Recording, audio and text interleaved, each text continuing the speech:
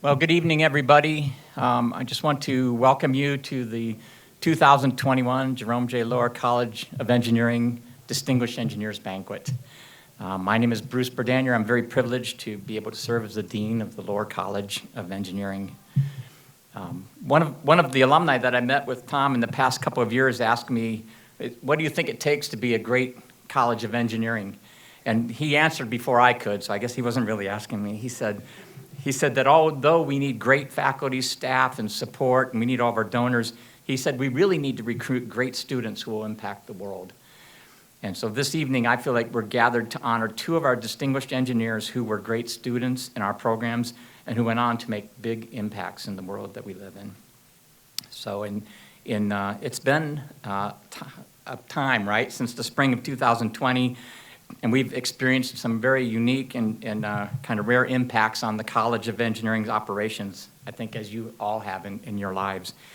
And we have elected a distinguished engineer each year in 2020 and in 2021, but we have not had the chance to recognize them for their life's work.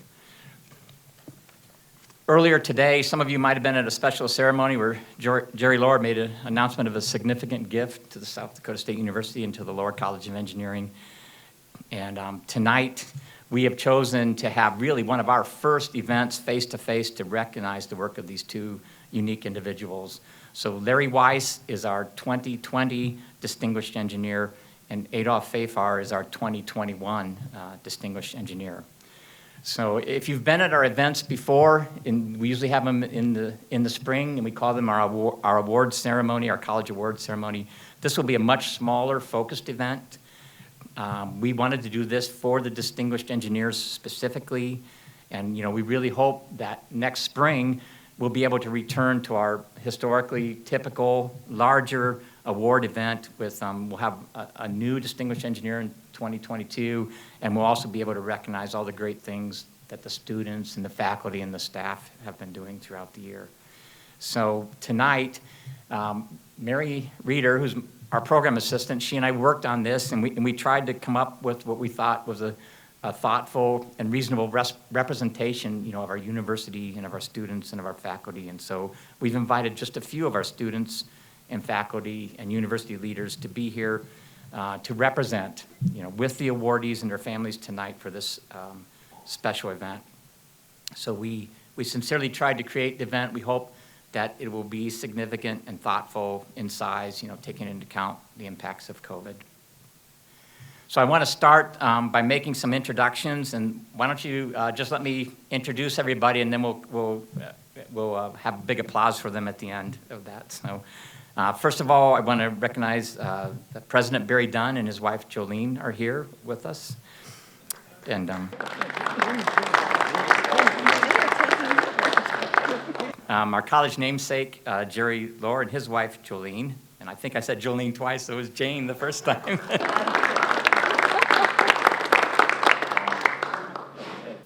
And Richard Reed and his wife Kathy are here. Rich is our former Associate Dean for Academics. And then for our student leaders, Paris Marcy is here, and she just received a significant national recognition, national award for American Society of Civil Engineers.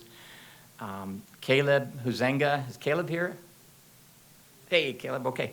So yeah, Caleb's representing all of our student senators. Okay, so we have student governance, we have student senators. And then Ben Dearson is here also. And Ben really represents all of the student clubs and activities in the College of Engineering. He's the president of our Joint Engineering Council. So he's our, I told my wife, he's our supreme leader. So for some of our leadership team then, Tom Becker and his wife Kay are here. Tom's our development director for the College of Engineering. Nadeem Webby, who is our civil engineering department head and the John M. Hanson structural and construction professor, is here. Dr. Sid Surya Narayanan and his wife Andrea Sidhart are here, and Sid's our fairly new electrical engineering and computer science department head. I guess we have to quit calling him new pretty soon. He's been here for a while. So Ronaldo Tinkoski is here. He's our Hobach endowed professor in electrical engineering. And then Yu Cheng Liu and his wife Yili Gu are here. Yu Chang is our new mechanical engineering department head and soon to be invested as the Sander Endowed Professor tomorrow. So please join me in recognizing all these folks.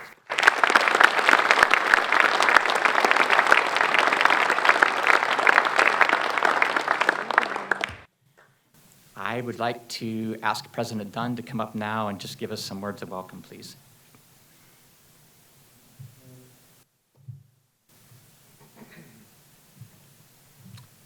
Well, thank you, Bruce, and good evening, everyone. It really is a pleasure to be in front of a live audience and celebrating with everybody tonight. So on behalf of the students and the faculty and staff of South Dakota State University, I want to welcome you to this celebration of the 2020 and 2021 Distinguished Engineers. I certainly want to congratulate our honorees, Adolph and Larry. South Dakota State University is very proud of you both, and it's my hope that you are equally proud of us as we have set our path for this great university. You are amongst the best of our alumni, and I thank you for your distinguished service, your professional contributions, and your support of SDSU. Your careers are testaments to the incredible value of an education from SDSU. Larry and Adolph, it's my honor to be part of this celebration with you tonight. Congratulations, and we're very, very proud of you.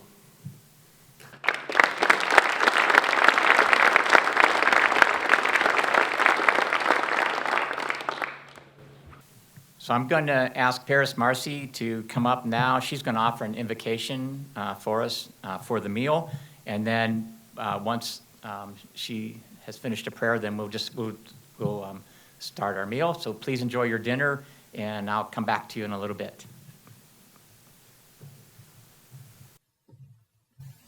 Thank you, Dean Berdanier. Let us pray. First, we would like to give thanks that we are all able to be gathered here today in good health and spirits, and take a moment to acknowledge and remember those who have been impacted by COVID and other hardships. We wish you peace and comfort. Thank you, Lord, for letting us share good food and company on this joyful evening, and let us celebrate many more years and happy occasions to celebrate together and apart.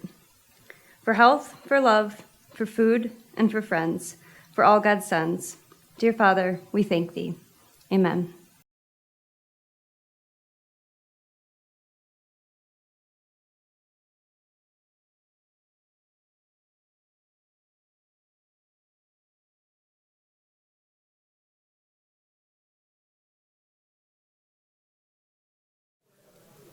So everybody, please just continue eating. I'm going to share with you just a short history of the Distinguished Engineers Award for the Lower College of Engineering. The Distinguished Engineer Award was first awarded by the South Dakota State University College of Engineering on February 26, 1976, under the direction of Dean Junius O. Story. The purpose of the Distinguished Engineer Award is to recognize and honor those who have demonstrated eminent achievement in the field of engineering. Outstanding achievement in other fields is also given consideration, provided that the nominee is an SDSU engineering graduate. Selection procedures were developed and have been implemented throughout the years, and the first awards were presented to 22 South Dakota State University alumni of the College of Engineering in 1977. Since its inception, the coveted award has been presented to more than 140 distinguished engineers, and there is a visual wall plaque archive of all of the engineers and a notebook cataloging all the recipients on display in the Crothers Engineering Hall atrium at the east end of the building. And Larry and Adolph will be added to that wall archive and into the notebook this year. I would just like to I know we're a small group, but if there are some of the former distinguished engineers here, if they would like to just stand and we could recognize you right now, that would be great. So if there are former distinguished engineers, please stand.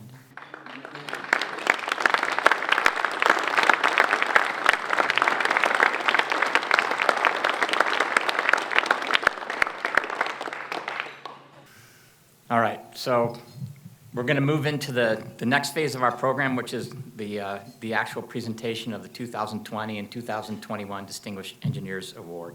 So We have reached the part of our program where we will now honor our 2020 Distinguished Engineer. I will introduce Larry Weiss with a brief video, and then we'll ask Larry to come forward and to say a few words. And before the video, I'd like to say a few words about Larry. So I first came to South Dakota in 1995 after receiving my PhD, and I met Larry around 1996 when I'd started as an assistant professor in civil engineering at the South Dakota School of Mines and Technology. Larry was working for the South Dakota Department of Transportation, and I was still considered myself just a practical engineering consultant who had just entered academia. And we had many meetings about the importance of developing a practical transportation course at the School of Mines for the undergraduates. Since that time, Larry and I have met repeatedly in our careers throughout South Dakota. And I think Larry maybe will discuss some of those meetings in his talk tonight. And one of us is following the other one around sometimes, I think. But I also want to, preface the video tonight by saying that we had this video all put together and prepared to honor Larry, and it was scheduled for the spring of 2020, okay? And so the video ends by discussing how Larry and Colleen, his wife, have moved to Sioux Falls, and it talks about their children and grandchildren. And so Larry will discuss, the changes that he's had in his life during these last year and a half, including the loss of Colleen, due to COVID. So let's start the video. We'll watch the video about Larry, and then I'll come back up and I'll invite Larry to come up and speak.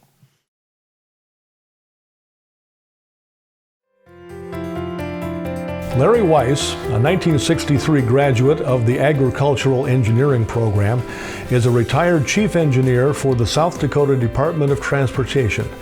We honor him tonight as the 142nd person to be initiated as a distinguished engineer since Dean Junius O. Story created the award at South Dakota State University in 1977. Weiss was born January 10, 1939 in Parkston as the oldest of 3 children to Leo and Teresa Weiss. He has 2 younger sisters. Weiss grew up on a farm 4 miles east of Parkston and became an integral part of the operation.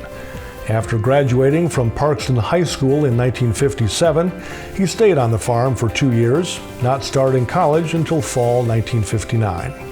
He would periodically drop out of school for a quarter to earn money to continue his education. He helped his dad and worked for South Dakota contractors who built a hospital and bridges, which furthered his engineering interest.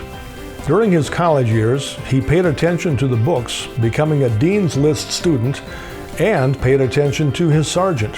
He had enrolled in the National Guard before enrolling at State. After earning his degree, Weiss returned to the farm as his dad needed extra help. The ag engineer applied some of that book learning to the farming operation, but also knew that establishing his own farm would mean an investment of hundreds of thousands of dollars. With the expansion of the interstate highway system, Weiss saw another opportunity. On May 3, 1965, he was hired as a project engineer with the Department of Transportation in Chamberlain. That began a 37-year career with the DOT.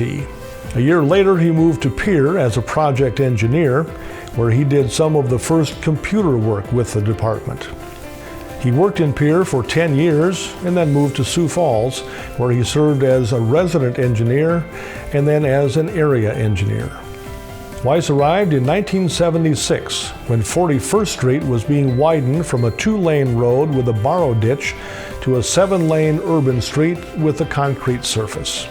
His next move was back to Pierre in 1990 to serve as chief road design engineer.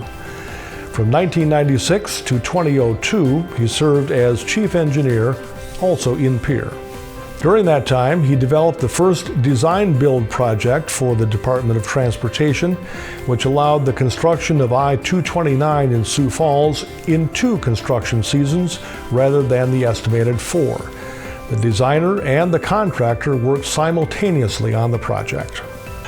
The crowning jewel of his military work was serving as chief engineer for a nation-building project in Panama in 1993. 500 pieces of equipment were shipped into the country and temporarily housed on a vacated jungle airstrip. In 6 months, dozens of National Guard units, most working in 2-week shifts, built 27 kilometers of roadway, 6 medical clinics, and a dozen schools.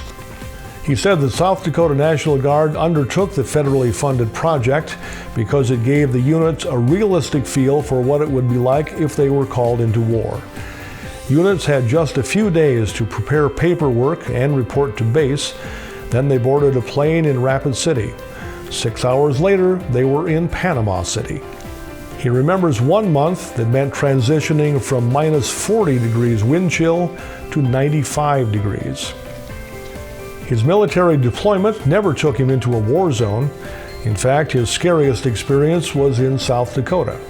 In 1972, he was a platoon leader when he was called to Rapid City after the June 9th and 10th downpour that flooded creeks and caused Canyon Lake Dam to fail. His squad's duties included building temporary bridges and digging for bodies in basements that had taken on floodwaters and sediment. There were 238 deaths. Weiss thanks the Lord there weren't 239. There was concern that Sturgis Dam would fail, so Weiss's squad built a raft and attached pumps to lower the water behind the dam. The plan would work if the pumps kept running. The pumps would keep running if they had fuel. Pumps had to be refueled in the middle of the night. There was a 3-foot wide path to the pumps and a drop-off of 75 feet. I was out there carrying 2 5-gallon cans of diesel, Weiss said. Weiss, then aged 33, pulled off the refueling without incident. After retiring from the Department of Transportation in 2002, Weiss spent the next 14 years as a service provider for the South Dakota Local Transportation Assistance Program, LTAP, which is administered through SDSU.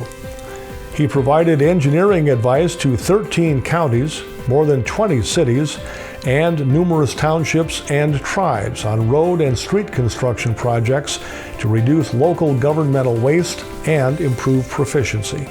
Throughout his career, Weiss also has used his abilities in community service, donating untold hours to numerous organizations. He is a past president of the Missouri Sedimentation Action Coalition, which works to alleviate sedimentation-caused problems on the Missouri River mainstream reservoirs. He also served on advisory boards at SDSU, Civil and Environmental Engineering, 2002 to 2018, and South Dakota School of Mines and Technology, 1997 to 2002. Weiss served on the Pierce City Commission from 1997 to 2009, at various times overseeing public works, public safety, engineering administration, landfill, and airport. Major accomplishments were the construction of the Expo Center, an ice hockey and figure skating facility in 1999, and the food bank facility for Feeding South Dakota in 2010. Larry and Colleen, his wife of 55 years, moved to Sioux Falls in 2018. They have 5 children and 6 grandchildren.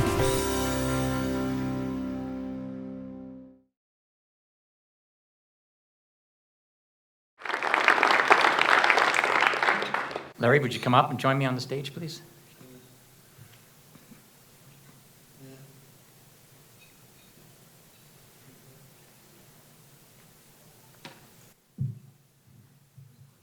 Is that okay?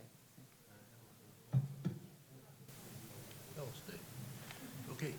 Larry, I'm so pleased to have the opportunity to present you with the recognition as our 2020 Distinguished Engineer for the South Dakota State University for the Jerome J. Lower College of Engineering. Well, thank Congratulations, you, Dean. Larry. I appreciate it.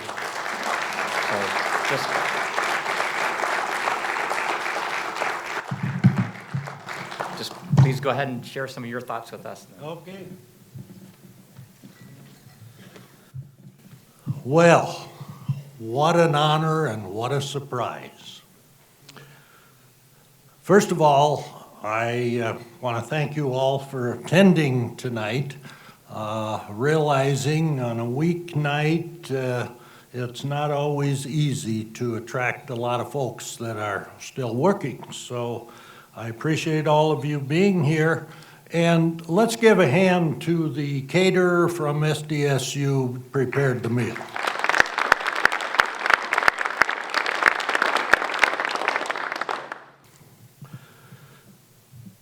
I want to recognize some folks tonight because I did not make this journey alone.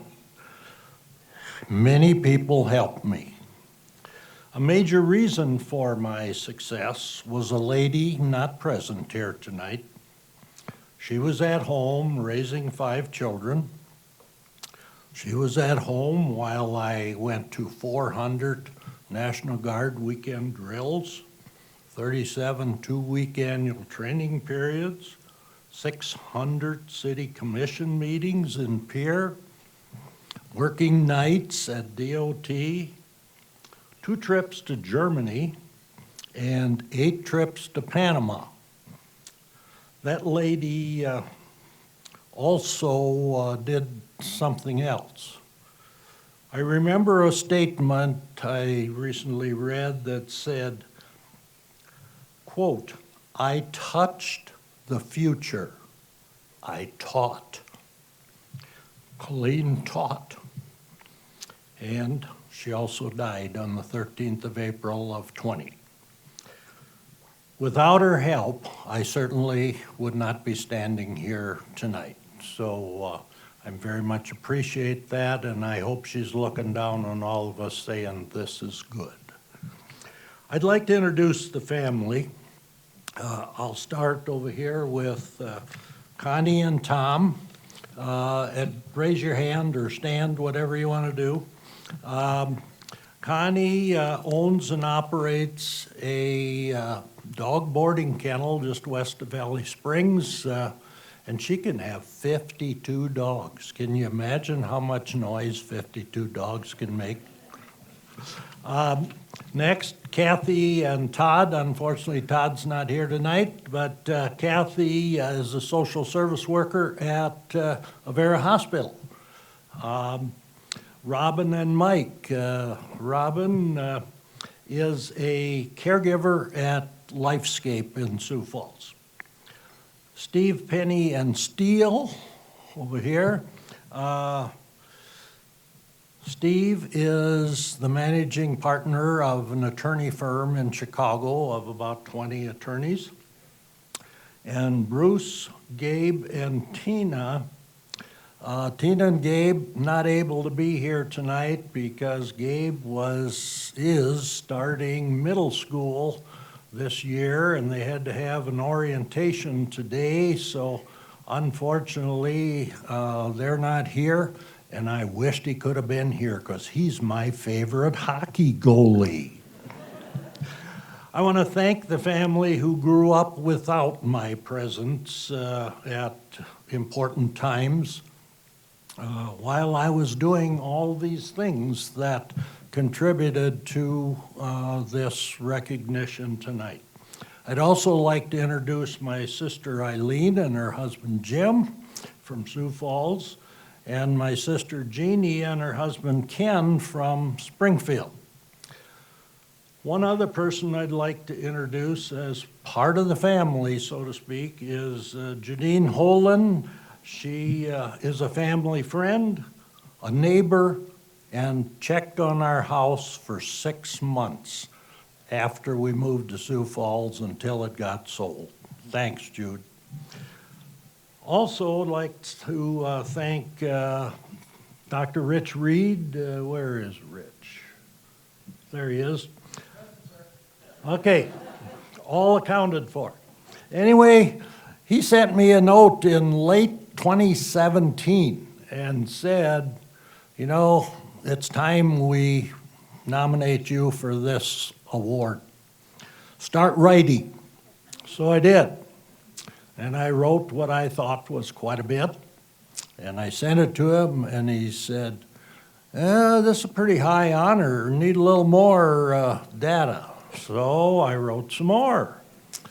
And then In 2018, I wrote more. And I think I sent 2 items in 2018. And Rich was Assistant Dean of Engineering and LTAP Director at that time, so I knew him well. And then suddenly there comes a phone call, not from Rich, but from Dean Berdanier. End of December of 19. And he said, guess what? You were selected. I was overwhelmed because I hadn't heard anything for 4 or 5 months. I figured, well, somebody else was better than I am. I'm sure there's a lot of people. But anyway, thank you, Rich, for nominating me. Dean Berdanier, as he said, I met him at School of Mines, and that was a unique situation to start with. I was on the advisory board at the School of Mines because I'd been recruiting engineers there, and M.R. Hansen said, we need somebody with experience on the advisory board. Will you do that? So I said, well, I don't know. I said, I'm not from here. And do you guys talk to each other across the state? And he thought they could resolve that. So I was on their board, like the film indicated, for about 5 years. Dr. Wiebe, now CEE head and LTAP director.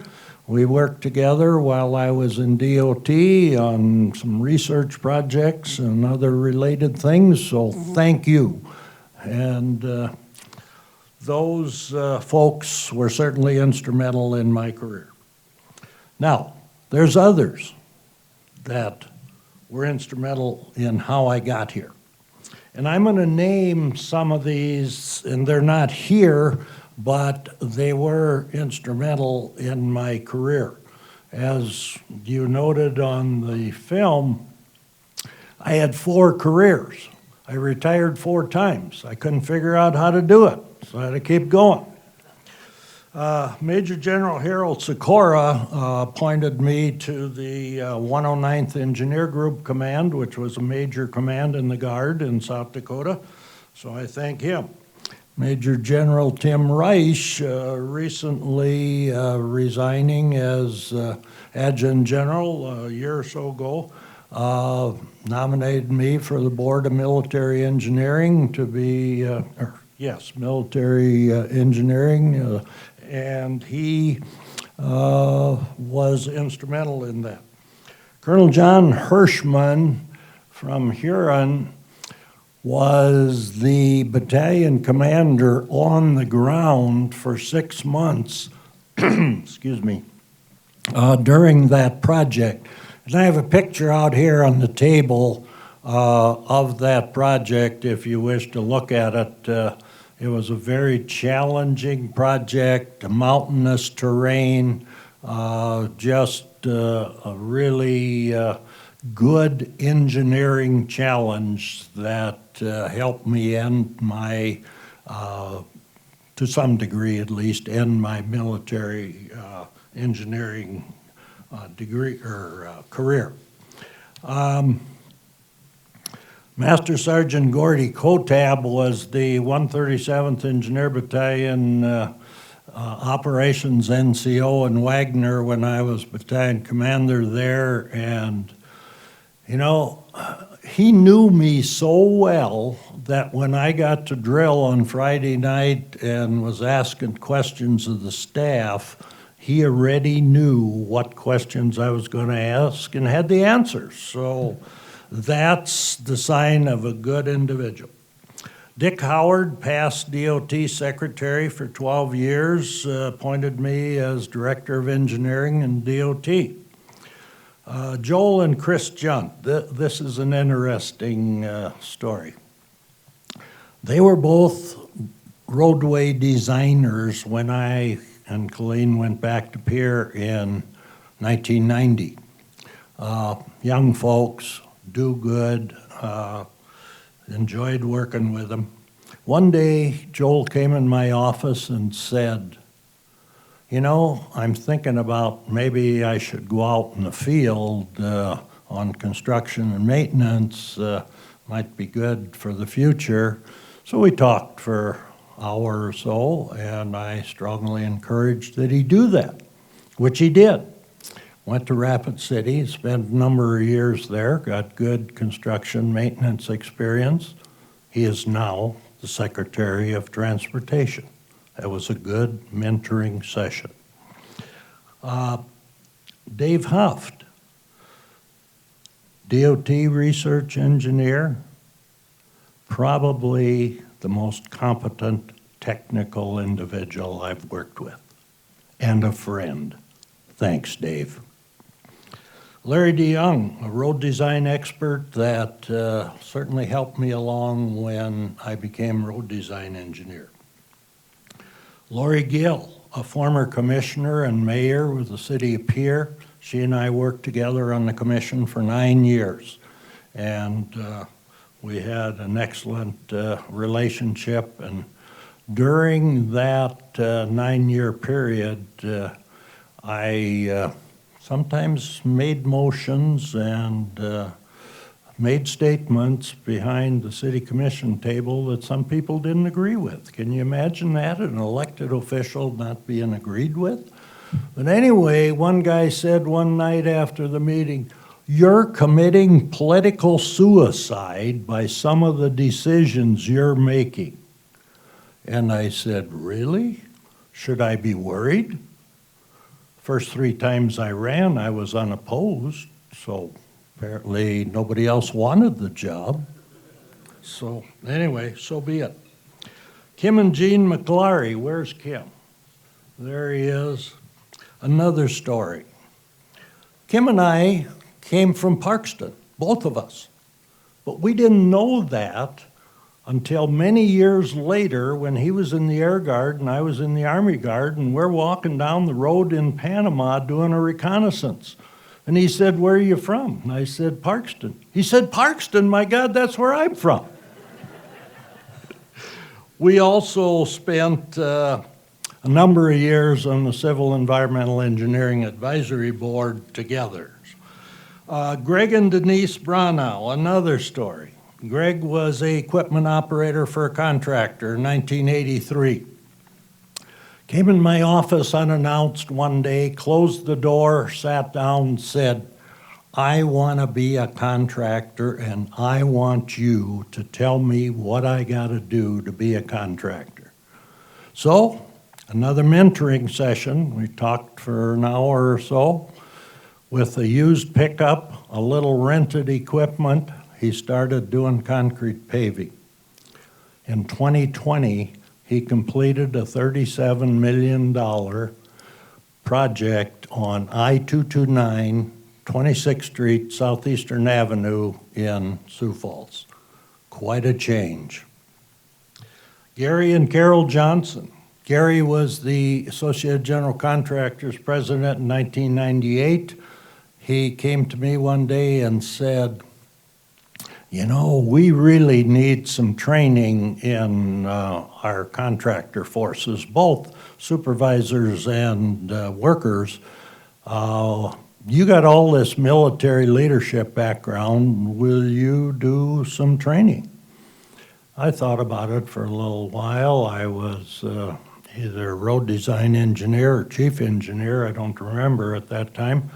And I said, "Yeah, I could do that."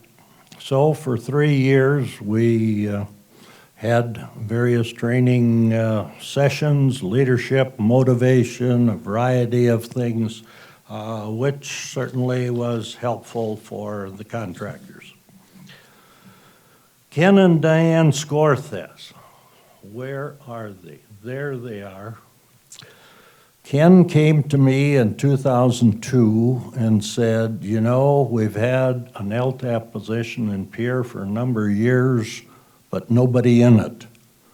And I think you ought to do that." So Colleen and I discussed, and at that time I'd had 2 careers, so I thought, well, one more I guess won't hurt.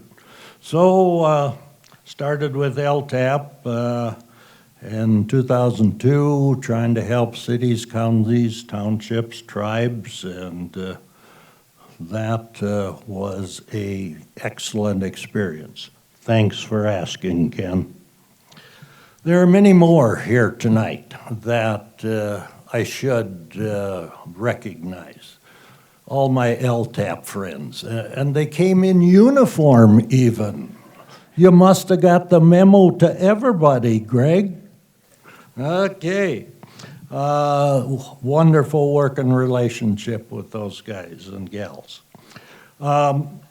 So there's some not here tonight, of course, but that's okay, as I said, because when you're working, you don't always have the opportunity to go when you want to. But even though I didn't name all of you, I certainly appreciate all of your help and assistance along this journey. So I want to thank you very much for that. Now, you don't go through 53 years of engineering and other things like volunteering on committees. At one time, I was on 8, and I was the president of 6. I don't know how that happened. I guess I couldn't say no. But anyway, there are lessons learned as you go along, and a career as long as mine. In that book, it's all about people that have out on the table. I only had about 25 copies, so if there's more demand than that, please put your name and phone number down, and I'll get some more copies and get them to you. But I wrote that. It was kind of interesting how it started. I looked in the library in DOT, and I couldn't find any history of DOT at that time in 64-5 time period. So one of my maintenance workers, Delmer Van Eckeren in Sioux Falls, died of cancer. I went to his funeral, and en route, I thought, I should do something about the history of DOT during my 37 years. Had my tape recorder in the car, and I just started putting things on tape that I could remember. And as I went along, more and more thoughts came to mind. And I would give this tape to my administrative person, Jan Withers, and she would type it up when she had time, and we just kept working on it for a year or so. And by the time I retired in 2002, we had it completed. So very good exercise for me, so to speak. I don't know if it'll be worth anything to you guys, but you're welcome to a copy. I mentioned Colleen passed away in April of 20, and during the last year or so, she was in not good health, in a nursing home. I prayed to God every night that when I was at her bedside, that she'd make it through the night and be there in the morning when I got there. We lived in the same facility, and that was our daily routine. I'd stay until she was asleep, and I was there the next morning for breakfast. So anyway, this resulted in another book, not published, not even in print at this point, but I called this End of Life, Retirement, Caregiver, Nursing Home, and Grieving. And it was good therapy for me because I wrote it after Colleen passed away, and I needed that at that point in time. So, my life's lesson learned. Quote, treat your spouse every day as if he or she will not be there tomorrow. Thank you all again for coming. I appreciate your attendance. It's good to see all of you. Thank you.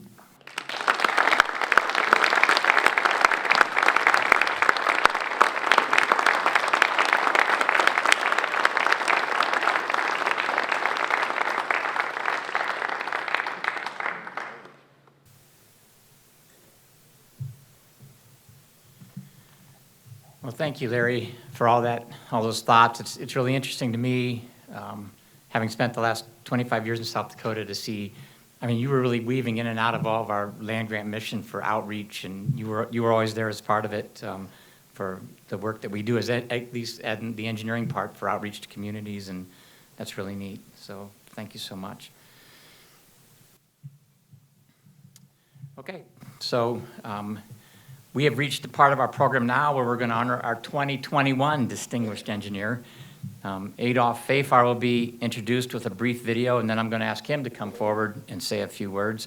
And before I do that, I'd like to say a few words first. That I first met Adolph and his wife, Erica, in Arizona, just before really the impacts of COVID started impacting us all over the place.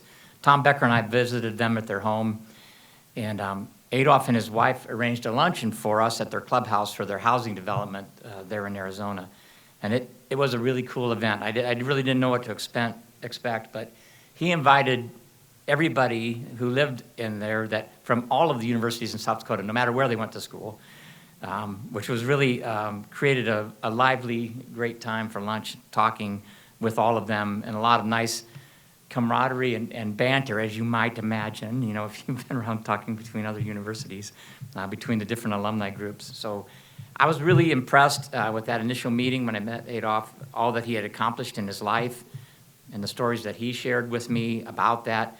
And after that, I told him I would like to nominate him for the Distinguished Engineer Award. And after I did that, I was really touched by the strength of the stories that the people he had worked with during his career shared with me also. So let's go ahead and watch the video prepared for Adolph, and then I'll invite him up to say a few words.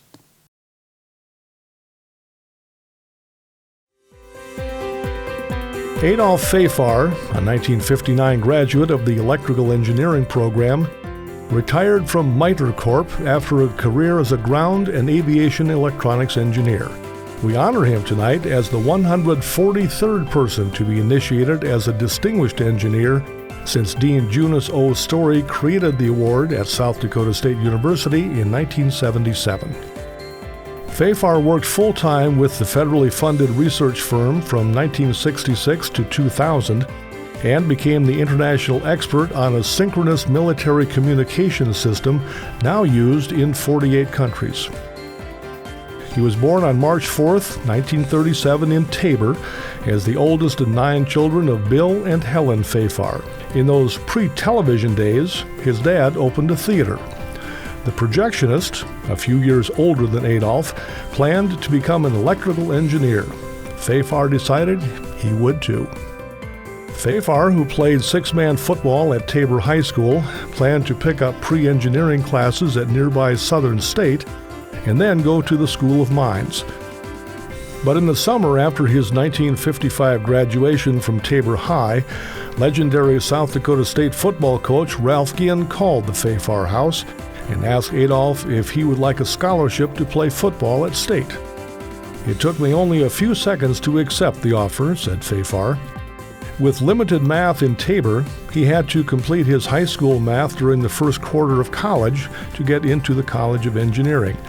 He still remembers his schedule: 7 a.m., analytical geometry; 8 a.m., third semester algebra; 1 hour off, chemistry; lunch, English, and then football. 18 or 19 quarter credits per quarter. On the gridiron, the 6'2", 195-pound Fejfar played end. He also worked as a carpenter, as the doorman at the downtown theater and the projectionist for State Photo on campus. He spent 4 years in ROTC and graduated in December 1959 with a degree in electrical engineering and a commission in the U.S. Air Force. His first military assignment was in California as the radar maintenance officer. After 29 months, he was assigned to the division headquarters in California to develop operational policy for the new frequency diversity radar. After 1 year, he was selected to obtain a master's degree from Stanford University. While there, he developed type 1 diabetes and received a medical military discharge. He remained at Stanford, earning a master's in electrical engineering. He then received a National Science Foundation fellowship to earn Stanford's equivalent of a doctorate in electrical engineering. As he was finishing his Stanford schooling, Miter Corp set up interviews there. I thought I would work there a few years and see what happened. I worked there the rest of my life, Fejfar said. He worked applied research and system testing of several radio wave propagation systems. For 13 years, he was the Miter's site leader responsible for testing the new digital, tactical, synchronous Link 16 communications system. Link 16 is a complicated and encrypted system that allows communication between military platforms. When I got involved, there was only the Air Force and the Navy using it. Today, there are 48 countries using it. By 2010, Link 16 had become so widespread that international user conferences were held, and Fejfar served as a side session co-chair for several years. Fejfar officially retired in 2018 after serving Miter for 34 years as a full-time employee and 18 years as an Air Force consultant. Co-workers honored him in a retirement celebration in which they good-naturedly tagged him as Spock. In retirement, Fejfar settled in Oro Valley, Arizona, where he continued to play tennis, a sport he took up after retiring from basketball at age 40. While still living in Florida, he was able to play in a Pro-Am tournament with Australian professionals Kerry Reid and Ken Rosewall. Recently, he created the Bill and Helen Fejfar Endowment, which provides 4 $1,000 renewable scholarships to students of any major, with preference given to Bonham and Yankton County students. That was my thank you to the university, Fejfar said. I hope that this scholarship will help some high school students pursue their unexpected, fruitful careers.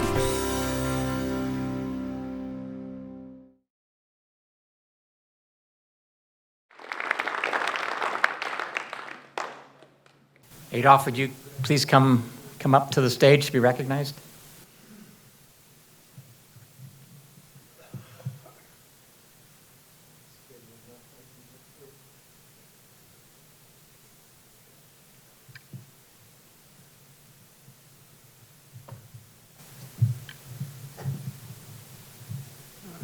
Adolph, my great pleasure to recognize you as our 2021 South Dakota State University Jerome J. Lower College of Engineering Distinguished Engineer. Please share with us some of your thoughts. Thank you.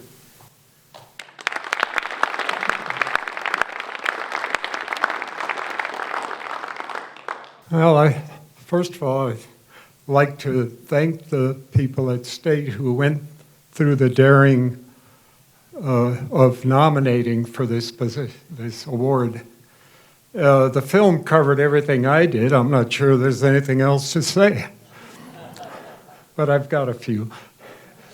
First of all, I'm the oldest of 9, as was mentioned, and there's a few here, so we'll just go around the tables. My sister Ann, I had another sister, Florence, she died in 98. And then I've got Ed, Chuck, Bill, Don, and their spouses, Daryl for Ann, and Karen for Ed. Whew. And then Terry, who is married to one of Ann's daughters. He lives in Sioux Falls. The rest live down Yankton. Then even got a South Dakota State unit student Dias from Tyndall, and he married one of Don's daughters. And as opposed to Larry, I went in the Air Force after graduating, and I've lived, well, I started in Southern California, then Northern California, then Massachusetts, England for a couple years, back to Massachusetts, Sierra Vista, Arizona, and finally Niceville, Florida, and now back to Oro Valley, Arizona. So I didn't live around one place very long. I couldn't talk about people I worked with a whole lot, but I had some interesting experiences. When I got selected by Air Force Institute of Technology for getting a master's degree, had to go do graduate records exam. Well, you know, that's answering yes, no, and A, B, C. I did a good guessing. They sent me to Stanford. While there, and then I developed the diabetes. That's been 57 years, and I'm still here. And so far, you're probably thinking, boy, that guy's lucky. I've always thought I was lucky. Just the family I grew up in, the call I got to come to South Dakota State, and then things that happened. Well, one of those was when I developed diabetes. What better place to change careers than while you're at a campus rather than working somewhere? So I got the National Science Foundation fellowship. My wife, at that point, who I married in '63, was a nurse at OBGYN at Stanford University Hospital. And so it was kind of lucky. Once I had diabetes, back then, you had to use a syringe and a needle. Well, she could take the syringes and the needles, put them in the enclave at work, and sterilize them, and I didn't have to worry about it. And then, I can't quite remember how, but I met Professor Lasinian, who was in radio astronomy in the radar astronomy group. And he's the one that got me this fellowship. And so all I had to pay for was housing. Then I worked on a program to measure the characteristics of emissions from Jupiter. That sounds like getting into propagation. And what we came up with turned out to be verified 30 years later when the satellite flew by Jupiter. So, you know, had fun. One of the students that I had as a classmate was Bruce McCandless. If that name's familiar to you, he was the first unfettered spacewalk. And he was a classmate in solar physics class we were taking. And it was in a summer session. And he wanted to take another class, which in summer session, conflicted. So the two professors agreed he could go to the physics class on Tuesday, Thursday, and he'd go on Saturday, and the guy that went on Saturday would tape record and use the notes. Well, Bruce got an A, the guy that did all the recording for him got a B. He had a problem. He was Naval Academy. His father and grandfather were Navy admirals, so he had good, but he had problem. He only graduated second in his class. Then when he got picked for the astronaut program, he was looking to get a PhD, which I don't think he ever did.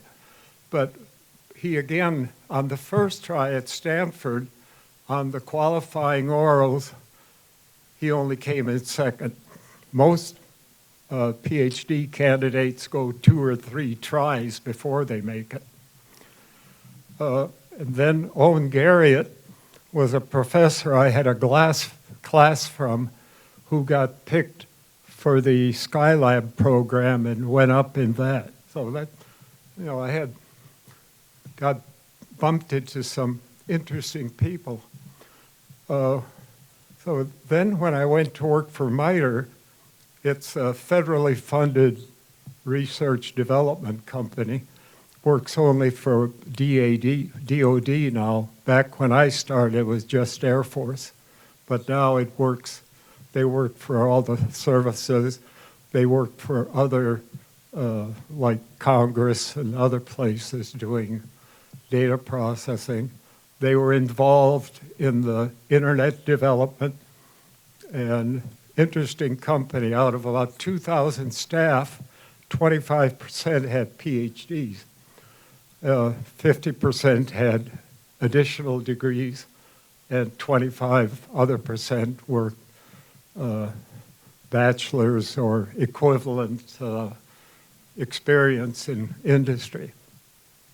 So you had an idea to do something, there was always a PhD you could throw it against to see if it makes sense. And so I had a great career there, working various propagation programs from over-the-horizon radar, where you use the ionosphere, line of sight radar. One of the first ones I did, and this was in 66, 67, when the Cold War was still going. You had a radar, and it was tracking a satellite. Is it going to re-enter, or is it going to stay in orbit? So we had to correct the radar measurements for the errors that were put in by the ionosphere while the measurements were going on. That's being used right now all the time. And another interesting one has had nothing to do with, you'd think, with propagation, but it was identity verification using speech, handwriting, or fingerprint. And we had a pretty elaborate 4-year program on that. And we wrote a 5-volume report on it, one for each of the 3 systems.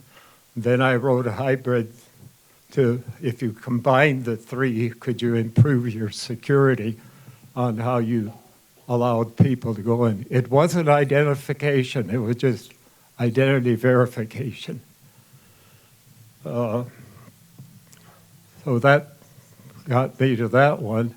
Then I did troposcatter, and that's where you send a signal up, it bounces off the the rain molecules that are in the atmosphere. And you can get signals communicate between 2 points without using anything down on the ground. Now that there are satellites, why, that's long gone. But it was kind of interesting, learned different things there as well. And then I got in the one he talked about then, the Link 16, which is a synchronous system, which is just the opposite of the internet, which is asynchronous. And that meant that you had to have timing between all the users, and had crypto so that units from one country could use part of the channels that are available on the link for their country unique stuff and not share it with anybody else. My last project on that then, I retired in 2000. So I went from 66 to 2000. Couple, 3 months later, I went back, work as a consultant, worked half-time, and that only lasted 18 years. So I just retired the last time 3 years ago. It's been a great career. We had one daughter we adopted in 69, and then a son came along in 76. So surprise that was. Neither of them could make it here. Sonia and her husband Mick are both teachers in Benicia, California. And school started, so they were stuck. My son is a FedEx pilot, and when he heard the date, he didn't check the calendar, and he thought it was on a Friday. Nope, it was Thursday, so he couldn't make it. It turns out, I guess, from what he said, FedEx is short on pilots right now, so anybody who wants to fly, why, they might have a job. My first wife died in April of 05. And 4 months later, I met Erica at church. I went to have my picture taken for the parish directory, and Erica had volunteered to sign people in. And we went to the same church that only roughly 400 families, but we'd never met. Well, that's how we met. I went, had the picture taken, I came out. There was nobody left anymore, and we talked for only an hour. That next weekend, the bereavement group had a luncheon, which they had once a month. And we got there a little late. There were about 20 widows there with 2 chairs left right next to each other. Anyway, we've been married now since March of 16, so that's 15 years. And she was a travel agent, so she had a group of her prayer group going on a cruise around South America. And so they had an extra unit available, so if I wanted to go, I decided to volunteer and go. There was a priest on the cruise as well with them, so that's how we got married. Went up to the bar in the cruise ship, and one of the questions they asked was they looked for the couple that was married the shortest amount of time. Well, we won that with an hour.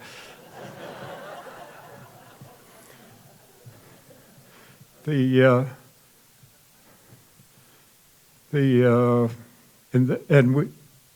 course, there was the tennis in Florida, and then I continued to play when we moved to Oro Valley, Arizona. Sun City is a Del Webb city, like the ones in Phoenix, and I think they're in several other states as well. I wanted to move back to Sierra Vista, and she said she had too much snow in Baltimore. But that turned out to be a good choice. You've got all kinds of things to do, and you can get plenty of friends. And so I don't have any local people really I can thank, but obviously if you're going to have a successful career, you're going to have to depend on a lot of co-workers, the people that work for you, people that work with you. And like I mentioned about MITRE and other places I've been, we had in the Link 16, we had the Air Force crews, and we had 2 or 3 or 4 contractors that provided workers, and our only goal was to fix the issues that were a problem with the terminals with the system and get it fixed. Every now and then something happened that didn't come through the Eglin test squadron to get fixed. We had one of the contractor guys had to go to Iraq rather, and install the fix over Christmas. And so that could be the kinds of things that happen. But it was career. I've been the luckiest guy in the world, and I just have to thank the dean and the award I received today. Thank you.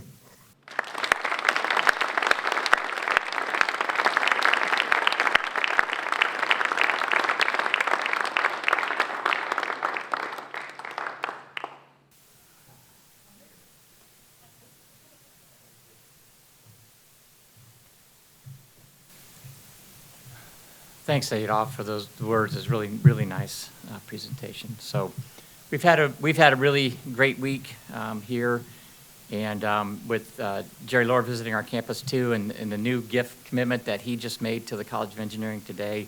I just had asked Jerry if he would come up now just to help close us out here with just a few comments about the significance and importance of recognitions like this, distinguished engineer, and you know, we're looking for ways to differentiate the Lower College of Engineering, and so I'd just like Jerry to share a few words with all of us, and then I'll have some closing comments. I truly will be a man of few words maybe, but I have a thought that is maybe a little different from what some of you may be thinking. When Dean Berdanier asked me if I would speak a little bit, I have a thought that I want to share with you that I can't share in California. And that is that excellence is exceedingly important. Do what you do and do it very well. Make sure that you're qualified. Make sure that you have a good education to do it. Because what I'm seeing in California now is we have the University of California system and we have the CSU system. And I hope there's no one, maybe some of you may have been there. But in the CSU system, they seemingly are more interested in giving degrees. So having a degree, we find, when we're hiring people, and I had a building business, I'm now doing a lot of, quite a bit of building and so forth, and I'm finding that it's much more important that you have the ability and you have the education. And that's what we have here at South Dakota State. We have that opportunity to do that here at State. I think with the changes, the additions that we made here recently, some of the faculty that we have, I don't know you yet. I don't know you yet either, but I hope to at some time. I think, not that we haven't been good in the past, but I think Iowa State, my brother got his doctorate in Nebraska, was a professor there. Purdue, my brother got his master's there. My sister got her doctorate at Ohio State, and she now lives in Sioux Falls. She was a professor at Purdue for 15 years. We're in the class of Iowa State and Purdue. We need to think of ourselves that way. So one of the things that I've done is I'm started a challenge scholarship program. And I'm challenging not only high school students here, and so far just in South Dakota, we had 100 or so take it up. The foundation is scrambling to raise funds for those students so they can stay. I'm not paying for 4 years or 4 years like I've done for others. What I'm really doing is challenging engineering companies or whatever employers of whatever these students might be to interview them as freshmen, see if they can give them jobs freshman year. Interview them as sophomores, see if they can give them jobs as sophomore. And so I've been talking about this. We weren't back here as much last year for the COVID thing, and had a dinner last night with the dean. And the dean says, you're well along on that kind of program here. I can tell you that when we have students come for the harvest or the summer interns at J. Laura Winery. We're now trying to go between freshmen and sophomores, because once those students have been with us a summer, they say they've been with Laura for the summer, they can write their ticket at any other one of the wineries in there. And they now then go out having some real experience. They know what 113 degrees is. They know what really doing something. They know what working with a competent group is. They know what tasting. And soon at Cal Poly, we'll have the Laura Family Winery going. And so then we'll have a sensory lab there. So we'll have the sensory lab in the Central Coast like we have in the J. Laura Sensory Lab at Davis. So anything you do, raise that level of education. So the young fellow that's at our table, Mr. Heisinger, I guess you say your name now, and Paris, do the best you possibly can, but make sure that when you go to work or when you hire people in the future and you give them responsibility, make sure you look for competent people. We've had 2 engineers speak to us tonight who were clearly very competent, and look how well they did in their career. They're role models for all of us. But just look at that. Strive for excellence in what we do here, and the graduates we send ought to be able to compete with anybody.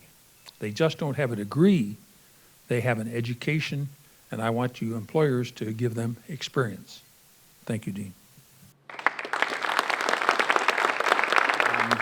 Just as Jerry said, great colleges don't happen by accident, and this event didn't happen by accident either. You know, I've told some people that, you know, Becky Pistolka had been with us for years, and she had this down to a science and everything that she did, and this is really new. Mary Reeder just started with us this summer. This is a totally new event we haven't done before, and we had a lot of events this summer, so I know there's times Mary doesn't think she's swimming, she thinks she's drowning, but she's doing a great job, and so I really thank you, Mary, for everything you did.